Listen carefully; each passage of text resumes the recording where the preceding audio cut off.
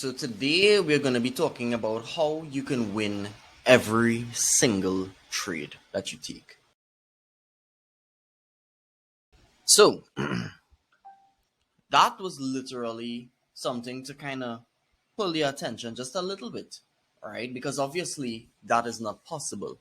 However, I have stumbled on something over I would say the last few years of my life and the last few years of my tenure as a trader, right? That is immensely powerful, right? And it doesn't work all the time, right? It is going to fail, as all trading strategies will fail. But I really hope that you sit and you look at this entire video. I'm going to try to my best to make it not too long. But I can assure you that if you really understand and internalize the concept, that you should win more trades. So let's begin. So one of the things that, or you know what, let me ask you, what is one of the things you hate most about the act of trading?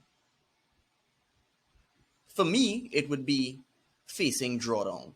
That's what it is. Feeling like I'm being constantly reminded that I'm wrong about a direction, right? Facing drawdown. Now, drawdown is not a thing, it's a feeling. It is designed like that to make you get, in your emotions. It is designed like that to make you feel like you have been wrong and maybe you don't know what you're doing and you second guess yourself and you lose confidence and all of these different things to make you get into your own head and doubt yourself. And the more you doubt yourself, obviously, you're going to be injecting money into the market. When you're taking a trade, you should be clear about why you've taken that trade. Now, I want to highlight the reason why you might feel as though you are facing drawdown is most likely you are entering the market in a time at which is not ample for it to go in your direction. Now, the question I want to ask you is, do you think you should stand in the way of momentum? Let's think about it. If a fire truck is coming towards you, you're in the middle of the street for whatever random reason, and a fire truck is coming towards you, a fire engine is coming towards you, blaring sirens and all, would you stand in the way of that fire truck? Probably not. But I'll tell you this. You might move out of the way, and as the fire truck passes, grab onto it and go where the fire truck is going. I would quicker do that than stand in the way of the fire truck. Because here's the thing. When things are moving in a certain direction, you don't want to stand in the way. Because if you do, there's a very high likelihood that it's not stopping for you. When somebody is on their road to success, if you stand in their way, they will most likely trample over you because they're not stopping for you. Anything is in momentum. It's not going to stop for you. So what I'm trying to tell you is you should be trying to get into a trade when it is in momentum, right? And this is why I always say that I am a momentum-based trader. I am looking to get into the market when it is clear that it is momentum-based, right? When it is clear that it has decided that it's going in one particular direction. Now, something that you might feel is, you might think that that's obvious, right? If the market is selling, you should sell. If the market is buying, you should buy. What is not so obvious is you should do that when the market is actually doing it. What you've most likely learned, and you've been anchored by this, is buy low and sell high. You want to buy before the market starts to move. You want to sell before the market starts to move. And you've been anchored by that. You've been taught that that's what you should do. And it's very hard to break out of that mindset. It's very hard to break out of that belief that that's what you should do, right? What I have actually done, obviously, is broken myself out of that belief and shifted my thinking into a very simple one. Don't go against the momentum unless a reversal is clear.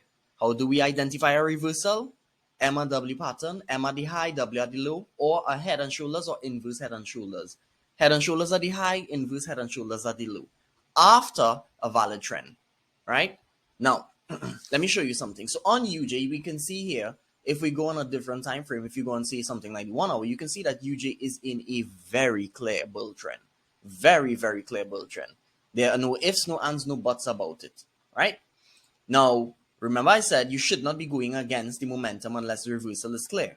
So because of this bull trend, You don't want to be selling unless a reversal is clear. Now, remember I told you something that you want to go against the momentum when the reversal is clear by virtue of if it's a bull trend and it's going up at the high, you should look for an M. And if you look to the left a little bit, you'll actually realize that that's exactly what happened. The market actually created an M pattern at the extreme high, right?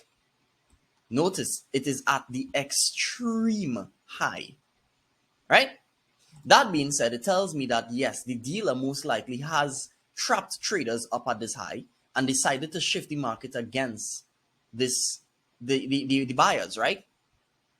And he follows the trend for a little while after that, and he respects the trend, and then he breaks it right at this area. So he follows the trend in this area here, but he breaks it in this area. Now, let's take a look at something. So remember we spoke about you want to follow the momentum when it is in momentum. Something I want to teach you today is about clear momentum. Now, yes, we can say that UJ is bearish, but is it clear to be bearish? If we were to watch it, we could see that yes, it's going down, it's creating higher highs, higher lows. I mean, lower highs, lower lows, my apologies. And yeah, it's actually in a somewhat of a bear trend, right? But it's not clear. Now, picture this. Let's carry this, all right? So let me see if I can copy this. All right, so that is this. Let me see if I can copy it. There you go. Let's use that now, and let's put that in relation to this. See the difference? You realize here where it broke the trend, finally. We're not counting this as an M pattern because we want M's at the high. You realize when it broke the trend, the momentum here was so much clearer than the momentum here. Both of them are bearish momentum, you know. But here's the difference. One here, we have a clean break of this overall trend. That's the first thing. And then if we were to try to utilize the momentum as we call it, you can actually visualize it. It's much cleaner. You can see clean bear momentum by virtue of look at how many bear candles in a row. You can actually see increasing bear momentum, right? You have a nice clean break and retest and all of that. Everything that you want in a momentum-based move, right? Now, the question that you're probably asking is, what does this have to do with momentum? As in, what does that have to do with an entry? And you'll be right to ask. You're very right to ask, right? Here's what it means. It means that you should be entering the market when it is cleared or it has confirmed to you that it is most likely doing the thing that you are saying that you want to see, which is momentum. And it's very simple. If I were to put on a line graph, if we were to look at this market structure here, as opposed to this market structure, which would you say is actually cleaner?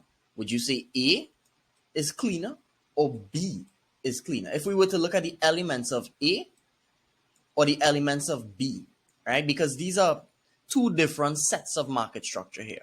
Which is cleaner, A or B? Obviously, the answer would be B. So looking back at it now, the entry is actually very, very simple. Once it breaks the trend here, no problem. I'm seeing, yes, it's a clean break. I wouldn't try to enter yet, especially for this, because this is now telling me that there's something of bearish rejection. And then it goes up, it retests the trend line, and then it goes down again. And then you can see it comes back up again, retesting this new area right here. And let me zoom in so that you can see it. Now, if let's not use the circle, let's actually put a little zone here. Right, so you can see clean break. There you go. Clean, very nice clean break. So if I wanted to, right, if I wanted to sell this, was actually a very beautiful sell. Not here, but here. And you know something? That is exactly what you could have done. And you could have used either of these candles because, again, it's a clean break retest. You realize I'm not using any EMAs. It's to prove the point that the EMAs are not all that they're cut out to be. What people have been telling you about EMAs, it's a lie. You can use any period moving averages and you're going to get the same result regardless of what. There's no magic moving average. But let's just assume that I sold this right here. On the lower candle, I'm not going to make it look really pretty for you and say that I had a sniper entry or anything of the sort. 10 pip stop loss as per usual. There you go. Right, and I'm going to zoom into it so you can see. Right, my 10 pip stop loss looks like that. Right, so you know what, let me just go to the settings and adjust it so you can see exactly what it is. right? Boom, boom, boom, 10 pip stop loss. My trade was actually very, very safe. And you know why? Because I'm getting in to the sell on a bullish candle close. Even here, you know what? I even entered lower on a bullish candle close, right? Meaning I'm entering the sell at a higher position, right? It gives me a little bit of drawdown, as it would. You're gonna get some drawdown, right? But look at what actually ends up happening. It goes in your favor. Not even 15 minutes later, it gives you almost 85 pips, almost in the span of a few hours, 6 hours, give or take. And that's pretty good, right? That's a 1 to 9. But here's where it gets really interesting. This is UG. UG, this entire move was a possible 1 to 23 in a span of less than a day. All by utilizing clean, clear momentum after using, certain criteria to just give us a bias, a directional bias prior. That's it. And that's what it has been about, my friends. Right? So should you stand in the way of momentum? The answer is no. If price is in momentum, all you're going to do is follow it. This is not the same as the trend is your friend and nothing of the sort. You realize I'm not using the trend lines as a guide to tell me, okay, I'm looking to buy. No. I'm looking to see what is happening, the reaction that is happening along the trend line. And dependent on how it reacts in and around and along the trend line is what is going to build my bias for me. You understand? Clean market structure is the name of the game. Yeah?